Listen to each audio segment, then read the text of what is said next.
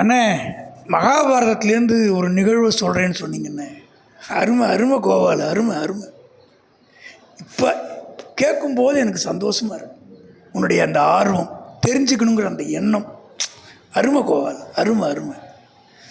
கோபால், என் பேர் என்ன சொல்லு பார்க்கலாம். அண்ணே, நக்கல் பண்ணாதீங்கண்ணே. எவ்வளோ நாளாக உங்கள் கூட பழகிறேன், உங்கள் பேர் தெரியாமல் இருக்குமா அண்ணே? ஏதாவது பேசணுமேன்னு பேசுகிறீங்கண்ணே நீங்கள். இல்லை கோபால், உன்னை 1000 தடவை கோபாலுன்றேன். நீ எப்பயுமே அண்ணன் அண்ணன்ற. என் பேர் என்ன சொல்லு பார்க்கலாம். அண்ணே, இது எப்படி தெரியுமா அண்ணா இருக்குது? வலது கையில் எத்தனை கட்டவரல் இருக்குதுன்னு கேட்குற மாதிரி இருக்குண்ணே. என்னண்ணே இது? கை உள்ளங்கை புண்ணுக்கு கண்ணாடி வேணுமான்னு கேட்பாங்கண்ணே. சும்மா கோச்சரம் பேசணும்னு பேசாதீங்கண்ணே. எனக்கு அந்த கதையெல்லாம் வேணாண்ணே. நீ மகாபாரத கதையை சொல்லுங்கண்ணே. சரி, நீ கேட்குற ஆர்வமாக சொல்கிறேன்.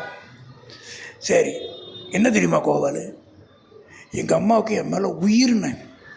அப்படி கோபால், உயிர்.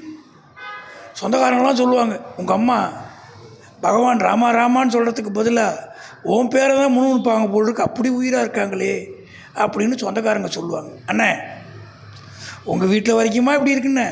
அப்படியே உலகத்திலே இல்லாத மாதிரி பேசுகிறீங்க. உலகத்தில் நிறையா பேர் வீட்டில் குழந்தை மேலே உயிராக தானே இருப்பாங்க. முகலாய மன்னர் பாபர் தெரியுமாண்ணே? தான் பையன் ஹுமாயூன் நோய்வாய்ப்பட்டிருக்கார்.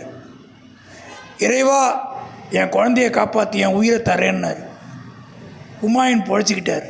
பாபர் வந்து இறந்து போனார். ஆனால் எத்தனையோ பேர் தியாகம் பண்ணியிருக்காங்கண்ணே. உங்கள் அம்மா சொல்கிறீங்க, அது இல்லைன்னு நான் சொல்லலை. ஆனால் நிறைய பேர் இருக்காங்கண்ணே. கோபால், நான் என் கதையை தான் சொல்ல முடியும், ஊர் கதையெல்லாம் சொல்ல முடியாது. எங்கள் வீட்டில் அப்படி இருந்தாங்கன்னு சொன்னேன். இதில் உனக்கு என்ன கஷ்டம் இருக்குன்னு எனக்கு தெரியல. கஷ்டம் இல்லைண்ணே, நீங்கள் கதைக்கு நேராக வரமாட்டேங்கிறீங்கண்ணா. ஏதோ ஒரு கதையை ஆரம்பிக்கிறீங்க, எங்கெங்கேயோ சுற்றுறீங்க. அதை திரும்ப அந்த மகாபாரத கதையை வாங்கினா 10 தடவை உங்கள்கிட்ட அலையின மாதிரி ஆகிடுதுண்ணே. கோபால், பொறுமையாயிரு, தடதடன்னு பேசாத. உனக்கு மகாபாரத கதையை நான் கட்டாயம் சொல்லுவேன், அதில் நீ கவலைப்படாத. இன்னொரு விஷயம் கேளு.